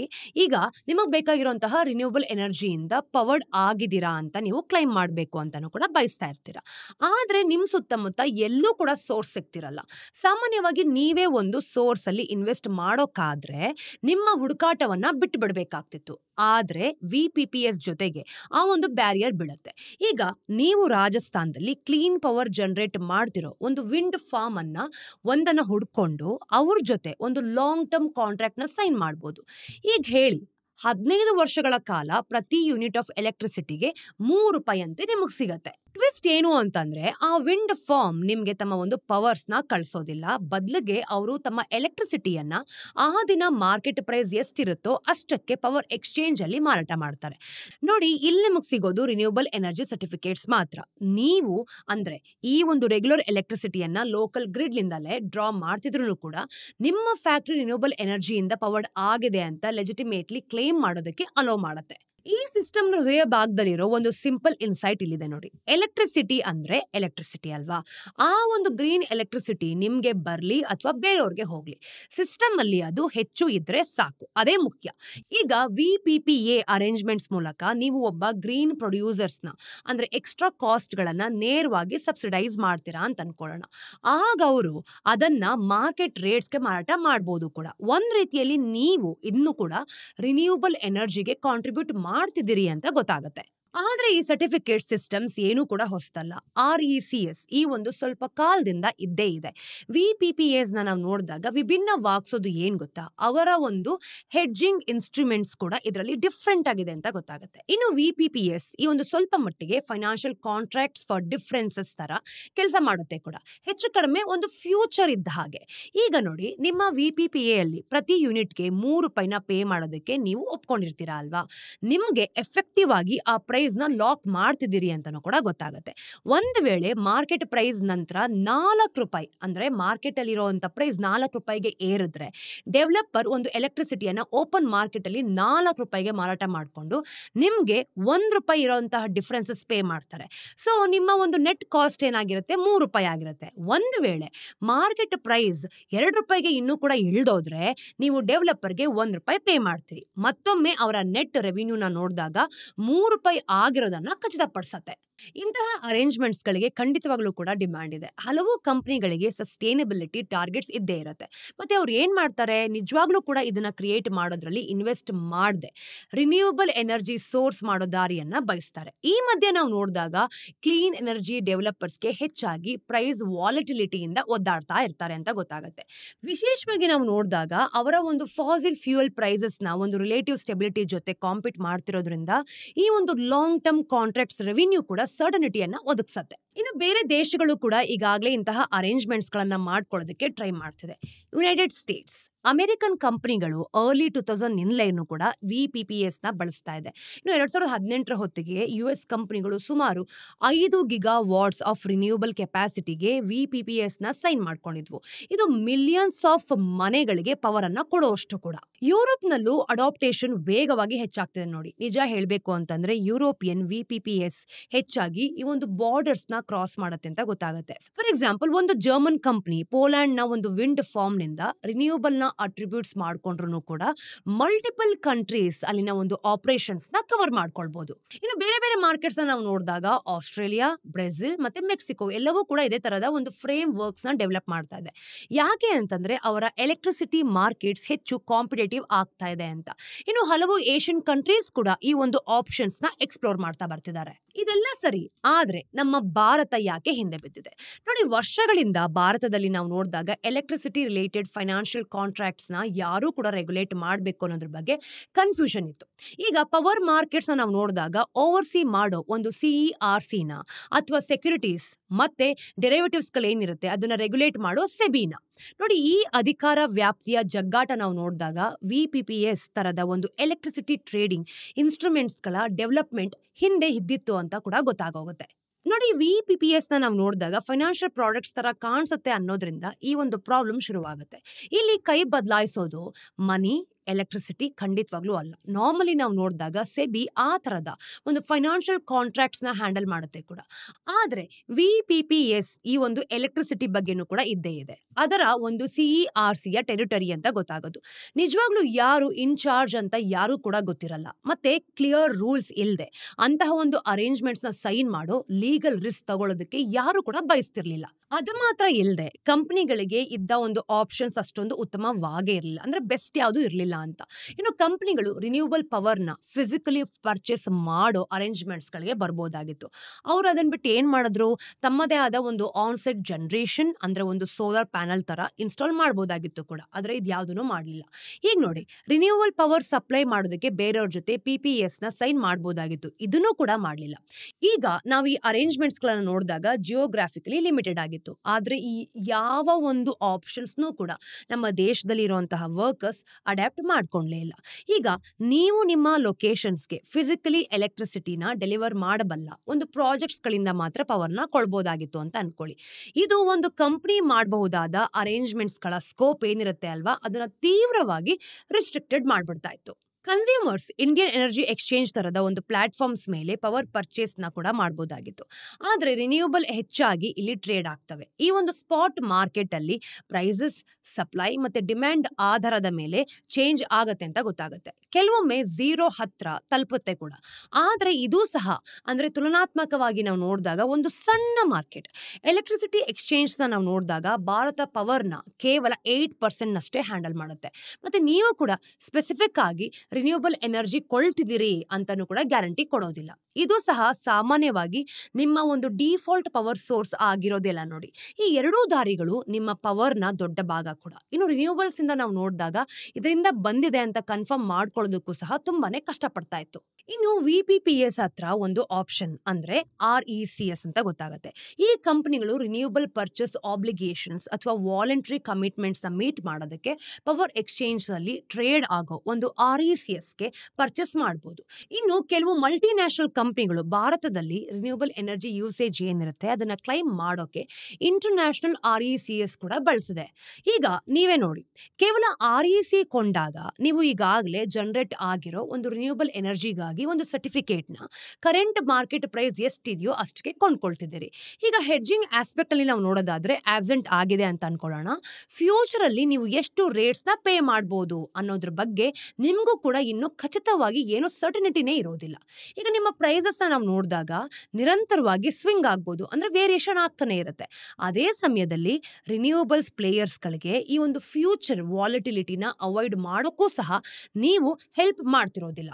ಸೊ ಬೇರೆ ದೇಶಗಳು ಸೊಫಿಸ್ಟಿಕೇಟೆಡ್ ಎಲೆಕ್ಟ್ರಿಸಿಟಿ ಈ ಒಂದು ಟ್ರೇಡಿಂಗ್ ಟೂಲ್ಸ್ ಮತ್ತೆ ಕಂಪನಿಗಳು ಏನಿರುತ್ತೆ ಅಲ್ವಾ, ಅದರ ಒಂದು ರಿನ್ಯೂವಬಲ್ ಎನರ್ಜಿನ ಕೊಳ್ಳೋ ಒಂದು ಉತ್ತಮ ದಾರಿಗಳ ಜೊತೆ ಮುಂದೆ ಸಾಗಿದ್ರೆ ಭಾರತ ಲೀಗಲ್ ಡಿಸ್ಪ್ಯೂಟ್ಸ್ಗಳಲ್ಲಿ ಸ್ಟಕ್ ಆಗಿತ್ತು. ಇದು ಭಾರತದ ಒಂದು ದೊಡ್ಡ ರಿನ್ಯೂವಬಲ್ ಎನರ್ಜಿ ಗೋಲ್ಸ್ಗಳನ್ನ ಹಿಂದೆ ಹಿಡ್ಕೊಂಡಿತ್ತು ಅಂತ ಗೊತ್ತಾಗುತ್ತೆ.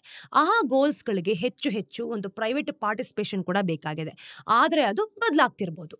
ಇನ್ನು 2021ರಲ್ಲಿ supreme court electricity based financial contracts ನಾವು ನೋಡಿದಾಗ ಇದರ ಮೇಲೆ ಸೆಂಟ್ರಲ್ ಎಲೆಕ್ಟ್ರಿಸಿಟಿ ರೆಗ್ಯುಲೇಟರಿ ಕಮಿಷನ್ಗೆ ಅಥಾರಿಟಿ ಇದೆ, ಸೆಬಿಗಲ್ಲ ಅಂತಾನೂ ಕೂಡ ತೀರ್ಪು ಕೊಡ್ತು. ಈ ಡಿಸಿಷನ್ CERCಗೆ ರಿನ್ಯೂವಬಲ್ ಎನರ್ಜಿಗಾಗಿ ಒಂದು ಮಾರ್ಕೆಟ್ ಬೇಸ್ಡ್ ಇನ್ಸ್ಟ್ರೂಮೆಂಟ್ಸ್ ಇಂಟ್ರೊಡ್ಯೂಸ್ ಮಾಡ್ಕೋಕೆ ಬೇಕಾದಂತಹ ಒಂದು ಲೀಗಲ್ ಬ್ಯಾಕಿಂಗ್ ಅನ್ನು ಕೂಡ ಎಲ್ಲೋ ಒಂದ್ ಕಡೆ ಕೊಡ್ತಾ ಬಂತು.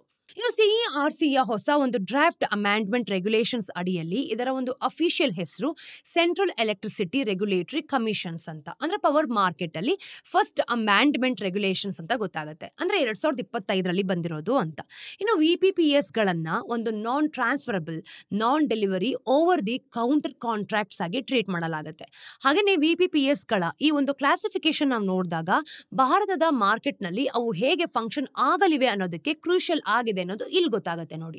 ಇದನ್ನ ನಾನ್ ಟ್ರಾನ್ಸ್ಫರಬಲ್ ಮಾಡೋದ್ರಿಂದ CERC ಈ ಒಂದು ಕಾಂಟ್ರಾಕ್ಟ್ಸ್ ನ ಅಂದ್ರೆ ಸ್ಪೆಕ್ಯುಲೇಟ್ ಮಾಡಬಹುದಾದ ರೆಗ್ಯುಲರ್ ಫೈನಾನ್ಷಿಯಲ್ ಅಸೆಟ್ ಆಗೋದಿಲ್ಲ ಅಂತಾನೂ ಕೂಡ ಕನ್ಫರ್ಮ್ ಮಾಡುತ್ತೆ. ನಿಮ್ಗೆ ಈ ಒಂದು ರಿನ್ಯೂಬಲ್ ಎನರ್ಜಿ ಬೇಕಿದ್ರೆ ಮಾತ್ರ ನೀವು ಇದನ್ನ ಕೊಳ್ತೀರಿ. ಹಾಗೇನೆ ಒಂದು ಕಂಪನಿ VPPS ನ ಏನಾದ್ರು ಸೈನ್ ಮಾಡಿದ್ರೆ ಅವ್ರು ಅದನ್ನ ಏನ್ ಮಾಡ್ತಾರೆ, ಪ್ರಾಫಿಟ್ಗಳಿಗೋಸ್ಕರ ಬೇರೆಯವ್ರಿಗೆ ಸುಮ್ಮನೆ ಫ್ಲಿಪ್ ಮಾಡೋದಕ್ಕೆ ಆಗೋದೇ ಇಲ್ಲ. ಇದರಿಂದ ಫೋಕಸ್ ಏನಿರುತ್ತೆ ಅಲ್ವಾ, ಅದು ಆಕ್ಚುಲ್ ರಿನ್ಯೂಬಲ್ ಎನರ್ಜಿ ಪ್ರಕ್ಯೂರ್ಮೆಂಟ್ ಮೇಲೆನೆ ಇದ್ದೇ ಇರುತ್ತೆ. ನಾನ್ ಡೆಲಿವರಿ ಆಸ್ಪೆಕ್ಟ್ ನಾವು ನೋಡಿದಾಗ VPPA ಪಾರ್ಟೀಸ್ ಮಧ್ಯೆ ಯಾವುದೇ ಒಂದು ಫಿಸಿಕಲ್ ಎಲೆಕ್ಟ್ರಿಸಿಟಿ ಕೈ ಬದಲಾಯಿಸೋದಕ್ಕೆ ಚಾನ್ಸ್ ಇರಲ್ಲ. ಹಾಗೇನೆ ಕನ್ಫರ್ಮ್ ಸಹ ಈ ರೀತಿ ಇರುತ್ತೆ ಅಂತ ಮಾಡಿದೆ. ಇದೊಂದು ಪ್ಯೂರ್ಲಿ ಫೈನಾನ್ಷಿಯಲ್ ಅರೇಂಜ್ಮೆಂಟ್. ಇಲ್ಲಿ ಅವ್ರು ಏನ್ ಮಾಡ್ತಾರೆ, ಪ್ರೈಸ್ ಡಿಫರೆನ್ಸಸ್ ನ ಸೆಟಲ್ ಮಾಡ್ತಾರೆ, ಆದ್ರೆ ಆಕ್ಚುಲ್ ಪವರ್ ಗ್ರಿಡ್ಗೆ ಹೋಗೋದು. ಇನ್ನು OTC ಕಾಂಟ್ರಾಕ್ಟ್ಸ್ ಅಂತ ಕ್ಲಾಸಿಫೈಡ್ ಆಗಿರೋದ್ರಿಂದ ಇವು ಎರಡು ಪಾರ್ಟೀಸ್ ನಡುವಿನ ಒಂದು ಪ್ರೈವೇಟ್ ಕಸ್ಟಮೈಸಬಲ್ ಡೀಲ್ಸ್ ಅಂತ ಅರ್ಥ. ನೋಡಿ, ಇದನ್ನ ಎಕ್ಸ್ಚೇಂಜ್ ನಲ್ಲಿ ನಾವು ನೋಡಿದಾಗ ಟ್ರೇಡ್ ಮಾಡಕ್ಕಾಗದಿರೋಂತ ಕಾರಣ ಅವನ್ನ ನಾವ್ ಏನ್ ಮಾಡ್ತೀವಿ, ಸ್ಟ್ಯಾಂಡರ್ಡೈಸ್ ಆಗಿರೋದಕ್ಕಾಗಲ್ಲ ಅನ್ನೋದು ಕೂಡ ನಾವು ಏನು ಮಾಹಿತಿ ಕೊಡ್ಬೇಕಾಗಿಲ್ಲ. ಇದು ಎಂಟಿಟೀಸ್ಗೆ ಈ ಅರೇಂಜ್ಮೆಂಟ್ಸ್ ನ ತಮ್ಮ ಒಂದು ನೀಡ್ಸ್ ಏನಿರುತ್ತೆ ಅಲ್ವಾ, ಅದ್ರ ತಕ್ಕ ಹಾಗೆ ಕಸ್ಟಮೈಸ್ ಮಾಡ್ಕೊಳ್ಳೋದಕ್ಕೆ ಅಲೋ ಮಾಡುತ್ತೆ. ಈ ಫ್ರೇಮ್ ವರ್ಕ್ ನಾವು ನೋಡಿದಾಗ ಲಾಂಗ್ ಟರ್ಮ್ ಕಾಂಟ್ರಾಕ್ಟ್ಸ್ ಟಿಪಿಕಲಿ 10 ರಿಂದ 15 ವರ್ಷಗಳು ಇದ್ರ ಮೇಲೆ ಎಂಫಸೈಸ್ ಮಾಡಲಾಗುತ್ತೆ ಕೂಡ. ಇದು ಡೆವಲಪರ್ಸ್ಗೆ ಈ ಒಂದು ಪ್ರಾಜೆಕ್ಟ್ ಏನಿರುತ್ತೆ ಅಲ್ವಾ, ಅದನ್ನ ಫೈನಾನ್ಸಿಂಗ್ ಮಾಡೋದಕ್ಕೆ ಸೆಕ್ಯೂರ್ಮೆಂಟ್ ಸಹ ಕೊಡುತ್ತೆ. ಹಾಗೆ ಅದರಲ್ಲಿ ಇರುವಂತಹ ಒಂದು ರೆವಿನ್ಯೂ ಏನಿರುತ್ತೆ ಅದರ ಒಂದು ಸರ್ಟನಿಟಿ ಕೂಡ ಒದಗಿಸಬೇಕು. ಭಾರತದ ಒಂದು ಅಪ್ರೋಚ್ ನಾವು ನೋಡಿದಾಗ US ಮತ್ತೆ ಯುರೋಪ್ಗಿಂತ ತುಂಬಾ ಭಿನ್ನವಾಗಿದೆ. ಇನ್ನು ಅಮೆರಿಕನ್ ಮತ್ತೆ ಯುರೋಪಿಯನ್ VPPS ಹೆಚ್ಚಾಗಿ ಕಾರ್ಪೊರೇಟ್ ಸಸ್ಟೈನಬಿಲಿಟಿ ಆಗಿರೋದಕ್ಕೆ ಒಂದು ವಾಲಂಟರಿ ಟೂಲ್ಸ್ ಅನ್ನು ಕೂಡ ಕೊಡುತ್ತೆ. ಆದ್ರೆ ಭಾರತ ಅವನ ತನ್ನ ಒಂದು ಮ್ಯಾಂಡೇಟರಿ ರಿನ್ಯೂಬಲ್ ಎನರ್ಜಿ ಕಂಪ್ಲೈನ್ಸ್ ಸಿಸ್ಟಮ್ಗೆ ಇಂಟಿಗ್ರೇಟ್ ಮಾಡ್ತಿದೆ. ಅಂದ್ರೆ ಈ ಕಂಪನಿಗಳು ಏನಿರುತ್ತೆ ಅಲ್ವಾ, ಇದು VPPS ನ ಕೇವಲ ತಮ್ಮ ಒಂದು ಪಬ್ಲಿಕ್ ರಿಲೇಷನ್ಸ್ ಗೋಲ್ಸ್ ಗಳಿಗಾಗಿ ಅಲ್ಲ, ಬಿಟ್ಟು ಲೀಗಲ್ ರಿಕ್ವೈರ್ಮೆಂಟ್ಸ್ ನ ಮೀಟ್ ಮಾಡೋಕ್ಕೂ ನಿಜವಾಗ್ಲೂ ಬಳಸಬಹುದು ಅಂತ. ನೀವು ನಮ್ ತರಾನೇ ಅಂದ್ರೆ ಕಂಪನಿಗಳು ತಮ್ಮನ್ನೇ ಒಂದು ಗ್ರೀನ್ ವಾಶ್ ಮಾಡ್ಕೊಳ್ಳೋದಕ್ಕೆ ಟ್ರೈ ಮಾಡ್ದಾಗೆಲ್ಲನೂ ಕೂಡ ಅಲಾರಾಮ್ ಬೆಲ್ಸ್ ಹೊಡೆಯೋದಾಗಿದ್ರೆ ಈ ರೂಲ್ಸ್ಗಳು VPPSಗೆ ಸ್ವಲ್ಪನೂ ಕೂಡ ಕ್ರೆಡಿಬಿಲಿಟಿ ಕೊಡ್ಲೇಬೇಕು ಅಂತ ಗೊತ್ತಾಗ್ತಿತ್ತು. ಹಾಗಂತ ಇದೇನು ಪೂರ್ತಿಯಾಗಿ ರಿಸ್ಕ್ ಫ್ರೀ ಅಂತ ಅಲ್ಲ. ಎಂಬಾರ್ ತರದ ಒಂದು ಎಕ್ಸ್ಪರ್ಟ್ಸ್ ಈ ಕಾಂಟ್ರಾಕ್ಟ್ಸ್ ನಾವು ನೋಡಿದಾಗ ಕೇವಲ ಲೀಗಲ್ ರಿಕ್ವೈರ್ಮೆಂಟ್ಸ್ ಇಂದ ಪಾರಾಗೋ ದಾರಿಗಳಾಗಬಹುದು ಅಷ್ಟೇ. ಇದರಿಂದ ಕಂಪನಿಗಳು ಒಂದು ಫಿಸಿಕಲ್ ಫಾಸಿಲ್ ಫ್ಯೂಯಲ್ ಕನ್ಸಪ್ಷನ್ ಏನಿರುತ್ತೆ ಅದನ್ನ ಕಡಿಮೆ ಮಾಡದೆ, ಅಥವಾ ರಿಯಲ್ ಎಮಿಷನ್ಸ್ ಕಟ್ಸ್ ಏನಿರುತ್ತೆ ಅದನ್ನ ಕನ್ಫರ್ಮ್ ಮಾಡದೆ ರಿನ್ಯೂಬಲ್ ಯೂಸ್ ಕ್ಲೇಮ್ ನ ಮಾಡ್ಕೊಳ್ಬಹುದು ಅನ್ನೋ ಒಂದು ಕನ್ಸರ್ನ್ಸ್ ನ ಈಗಾಗಲೇ ರೇಸ್ ಮಾಡಿದ್ದಾರೆ. ದಿನದ ಕೊನೆ ಹಾಗೆ ನಾವು ನೋಡಿದಾಗ CERC ಪ್ರಪೋಸಲ್ಸ್ ಇನ್ನೂ ಕೇವಲ ಒಂದು ಪ್ರಪೋಸಲ್ ಅಷ್ಟೇ. ಅದು ಸದ್ಯಕ್ಕೆ ಜುಲೈ 14ರ ತನಕ ಪಬ್ಲಿಕ್ ಕಮೆಂಟ್ಸ್ಗೆ ಓಪನ್ ಆಗಿದೆ ಅಂತ ಗೊತ್ತಾಗುತ್ತೆ. ಮತ್ತೆ ಕಂಪನೀಸ್ ಕೂಡ ಅಂದ್ರೆ ಡೆವಲಪರ್ಸ್ ಮತ್ತೆ ಬೇರೆ ಒಂದು ಸ್ಟೇಕ್ ಹೋಲ್ಡರ್ಸ್ ಗಳಿಂದ ಬರುವಂತ ಫೀಡ್ಬ್ಯಾಕ್ ಏನಿರುತ್ತೆ ಅದನ್ನ ಬಹುಶಃ ಫೈನಲ್ ರೂಲ್ಸ್ ಗಳನ್ನ ಶೇಪ್ ಮಾಡಕ್ಕಾಗತ್ತೆ ಅಂತ ಗೊತ್ತಾಗುತ್ತೆ. ಸದ್ಯಕ್ಕೆ ಇದೊಂದು ಭಾರತದ ರಿನ್ಯೂಬಲ್ ಎನರ್ಜಿ ಪಾಲಿಸಿಗಳನ್ನ ಗ್ಲೋಬಲ್ ಬೆಸ್ಟ್ ಪ್ರಾಕ್ಟೀಸ್ ಗಳಿಗೆ ಸರಿಸಾಟಿಯಾಗಿ ತರೋ ಅಂದ್ರೆ ಒಂದು ಸಿಗ್ನಿಫಿಕೆಂಟ್ ಸ್ಟೆಪ್ ಅನಿಸ್ತಾ ಇದೆ. ಇನ್ನು ಸಪೋರ್ಟರ್ಸ್ ಗಳಿಂದ ನಾವು ನೋಡಿದಾಗ ಖಂಡಿತವಾಗ್ಲೂ ಇದರಲ್ಲಿ ಎಲ್ಲೋ ಒಂದ್ ಕಡೆ ಹೋಪ್ ಇಟ್ಕೊಳ್ಬೇಕು. ಅಂದ್ರೆ ಒಂದು ಟ್ರಾನ್ಸ್ಫಾರ್ಮೇಶನಲ್ ಇಂಪ್ಯಾಕ್ಟ್ಸ್ ನ ಇದು ಡೆಲಿವರ್ ಮಾಡುತ್ತಾ ಇಲ್ವಾ ಅನ್ನೋದನ್ನ ಕಾದು ನೋಡ್ಬೇಕಾಗಿದೆ. ಆದ್ರೆ ಡೈರೆಕ್ಷನ್ ಸ್ಪಷ್ಟವಾಗಿ ದೇಶದ ಒಂದು ಎನರ್ಜಿ ಟ್ರಾನ್ಸಿಷನ್ಗಾಗಿ ಹೆಚ್ಚು ಒಂದು ಮಾರ್ಕೆಟ್ ಡ್ರಿವನ್ ಸೊಲ್ಯೂಷನ್ ಕಡೆ ಹೋಗ್ತಿದೆ ಅನ್ನೋದು ಇದು ನೋಡಿದಾಗ ನಮಗೆ ಗೊತ್ತಾಗುತ್ತೆ ನೋಡಿ. ಸ್ನೇಹಿತರೆ, ಇದಷ್ಟು ಇವತ್ತಿನ ಸ್ಟೋರೀಸ್ನ ಅಪ್ಡೇಟ್ಸ್. ಟಿಡ್ಬಿಟ್ಸ್ ಏನು ಅಂತ ನೋಡ್ಕೊಂಬರೋಣ.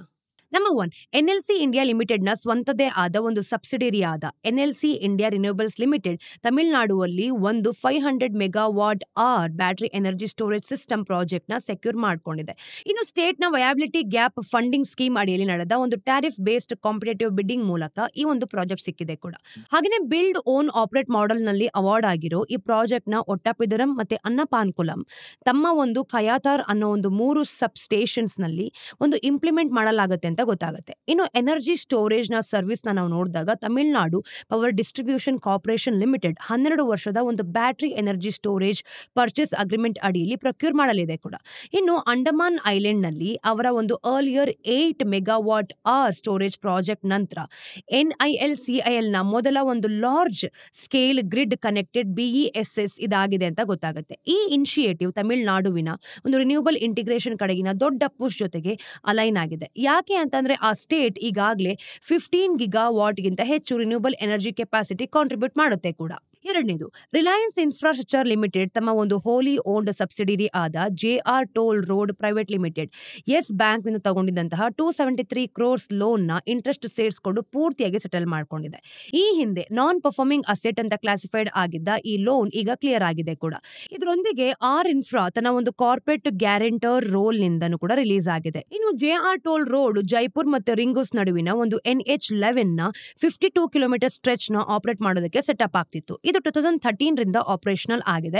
ಇನ್ನು ಟೋಲ್ ಕಲೆಕ್ಷನ್ಸ್ ಇದ್ರೂ ಕೂಡ ಪ್ರಾಜೆಕ್ಟ್ ರೆಕ್ಯೂರಿಂಗ್ ಲಾಸಸ್ ಮತ್ತೆ ಫೈನಾನ್ಷಿಯಲ್ ಸ್ಟ್ರೆಸ್ ಅನ್ನ ಎದುರಿಸ್ತಾ ಇತ್ತು. ಇದರಿಂದ ಅದು NPA ಕ್ಲಾಸಿಫಿಕೇಶನ್ಸ್ ಗಳಿಗೆ ಕಾರಣ ಆಗಿತ್ತು ಕೂಡ. ವರ್ಷಗಳ ಆರ್ಬಿಟ್ರೇಷನ್ ಮತ್ತೆ ಲೀಗಲ್ ಪ್ರೊಸೀಡಿಂಗ್ಸ್ ಗಳ ನಂತರ 2020 ಅಂದ್ರೆ ಡೆಲ್ಲಿ ಹೈಕೋರ್ಟ್ ರೂಲಿಂಗ್ ಸೇರ್ಕೊಂಡಂತೆ ಈ ಸೆಟಲ್ಮೆಂಟ್ ಆಗಿದೆ ಅಂತ ಗೊತ್ತಾಗುತ್ತೆ. ಇನ್ನು ಆಡಿಟರ್ಸ್ ಈ ಹಿಂದೆ ಕಂಪನಿಯ ಕರೆಂಟ್ ಅಸೆಟ್ಸ್ ಮತ್ತೆ ಲಯಬಿಲಿಟೀಸ್ ನಡುವೆ ಮಿಸ್ ಮ್ಯಾಚ್ ಇದೆ ಅಂತ ಫ್ಲಾಗ್ ಮಾಡಿದ್ರು. ಇದರಿಂದ ಅದರ ಒಂದು ಫೈನಾನ್ಷಿಯಲ್ ಸಸ್ಟೈನಬಿಲಿಟಿ ಬಗ್ಗೆ ಕನ್ಸರ್ನ್ಸ್ ನ ಕಡೆ ರೇಸ್ ಮಾಡಿತ್ತು. ಈ ಲಯಬಿಲಿಟಿಯನ್ನ ತೆಗೆದು ಹಾಕಿರೋದು ಆರ್ ಇನ್ಫ್ರಾದ ಬ್ಯಾಲೆನ್ಸ್ ಶೀಟ್ ಗೆ ಒಂದು ಕ್ಲೀನ್ ಅಪ್ ಸ್ಟೆಪ್ ಆಗಿದೆ. ಕೊನೆಯ ಬಿಟ್, HSBC ಫ್ಲಾಶ್ PMI ಡೇಟಾ ಪ್ರಕಾರ ಭಾರತದ ಒಂದು ಪ್ರೈವೇಟ್ ಸೆಕ್ಟರ್ ಆಕ್ಟಿವಿಟಿ ಈ ತಿಂಗಳು ಅಂದ್ರೆ ಜೂನ್ 2025 ತನ್ನ ಒಂದು ಅಪ್ವರ್ಡ್ ಟ್ರಾಜೆಕ್ಟರಿ ಮುಂದುವರಿಸುತ್ತಿದೆ ಕೂಡ. ಮ್ಯಾನುಫ್ಯಾಕ್ಚರಿಂಗ್ ಮತ್ತೆ ಸರ್ವಿಸಸ್ ಎರಡರಲ್ಲೂ ಸ್ಟ್ರಾಂಗ್ ಗ್ರೋತ್ ಕಂಡು ಬಂದಿದೆ. ಇನ್ನು ಮ್ಯಾನುಫ್ಯಾಕ್ಚರಿಂಗ್ PMI ಮೇನ ಒಂದು 57.6 ನಿಂದ 58.4 ಗೆ ಏರ್ಕೊಂಡಿದೆ ಅನ್ನೋದು ಗೊತ್ತಾಗ್ತಿದೆ. ಹಾಗೇನೆ ಸರ್ವಿಸಸ್ ಬಂದು PMI 58.8 ನಿಂದ 60.7 ಗೆ ಹೆಚ್ಚಾಗಿದೆ. ಇವೆರಡನ್ನ ನಾವು ನೋಡಿದಾಗ ಕಂಬೈನ್ ಮಾಡೋ ಕಾಂಪೋಸಿಟ್ PMI 61ಕ್ಕೆ ಏರ್ಕೊಂಡಿದೆ. ಇದು ಕಳೆದ ಒಂದು ದಶಕದಲ್ಲಿ ಹೈಯೆಸ್ಟ್ ಲೆವೆಲ್ ಆಫ್ ಆಕ್ಟಿವಿಟಿಯನ್ನ ಸೂಚಿಸ್ತಾ ಇದೆ ಕೂಡ. HSBC ಈ ಎಕ್ಸ್ಪಾನ್ಷನ್ಗೆ ಮುಖ್ಯವಾಗಿ ನ್ಯೂ ಎಕ್ಸ್ಪೋರ್ಟ್ ಆರ್ಡರ್ ಅಲ್ಲಿ ಆದ ಒಂದು ಅನ್‌ಪ್ರೆಸಿಡೆಂಟ್ ಇನ್ಕ್ರೀಸಸ್ಗೆ ಕಾರಣ ಅಂತ ಹೇಳಿದೆ. ವಿಶೇಷವಾಗಿ ನಾವು ನೋಡಿದಾಗ ಮ್ಯಾನುಫ್ಯಾಕ್ಚರಿಂಗ್ ಸೆಕ್ಟರ್ ನಲ್ಲಿ ಕೂಡ ಈ ಒಂದು ರೊಬೋಸ್ಟ್ ಆರ್ಡರ್ ಬುಕ್ಸ್ ಒಂದು ಹೈಯರ್ ಎಂಪ್ಲಾಯ್ಮೆಂಟ್ ಲೆವೆಲ್ಸ್ ಮತ್ತೆ ಒಂದು ಇಂಪ್ರೂವ್ಡ್ ಬಿಸಿನೆಸ್ ಕಾನ್ಫಿಡೆನ್ಸ್ಗೆ ಕಾರಣ ಆಗಿದೆ. ರಿಸರ್ವ್ ಬ್ಯಾಂಕ್ ಆಫ್ ಇಂಡಿಯಾ ಇತ್ತೀಚೆಗೆ ಮಾಡಿದ ಒಂದು 50 ಬೇಸಿಸ್ ಪಾಯಿಂಟ್ ರೇಟ್ ಕಟ್ ನಂತರ ಈ ಅಪ್ಟಿಕ್ ಬಂದಿರೋದು. ಈ ರೇಟ್ ಕಟ್ ಬಾರೋಯಿಂಗ್ ಕಾಸ್ಟ್ ನ ಮತ್ತಷ್ಟು ಕಡಿಮೆ ಮಾಡಿ ಸೆಂಟಿಮೆಂಟ್ಗೆ ಕೂಡ ಸಪೋರ್ಟ್ ಮಾಡ್ತಾ ಇದೆ. ಇದಷ್ಟು ಇವತ್ತಿನ ಝೀರೋದಾ ಮಾರ್ಕೆಟ್ಸ್ ನ ದ ಡೈಲಿ ಬ್ರೀಫ್ ನ ಅಪ್ಡೇಟ್ಸ್. ನೀವೇನಾದ್ರೂ ನಮ್ಮ ಚಾನಲ್ಗೆ ಫಸ್ಟ್ ಟೈಮ್ ಬರ್ತಿದ್ದೀರಾ ಅಂತಂದ್ರೆ ಸಬ್ಸ್ಕ್ರೈಬ್ ಮಾಡೋದನ್ನ ಮರಿಬೇಡಿ. ಹಾಗೆ ಯಾರಿಗೆಲ್ಲ ಇನ್ಫಾರ್ಮೇಶನ್ ತುಂಬಾ ಇಂಪಾರ್ಟೆಂಟ್ ಆಗಿರುತ್ತೋ ಅವ್ರ ಜೊತೆ ಈ ವಿಡಿಯೋನ ಶೇರ್ ಮಾಡ್ಕೊಳ್ಳಿ. ಮತ್ತಷ್ಟು ಅಪ್ಡೇಟ್ಸ್ ಒಂದಿಗೆ ನಾನು ನಿಮಗೆ ಮುಂದಿನ ವಿಡಿಯೋಲಿ ಸಿಗ್ತೀನಿ. Till then take care.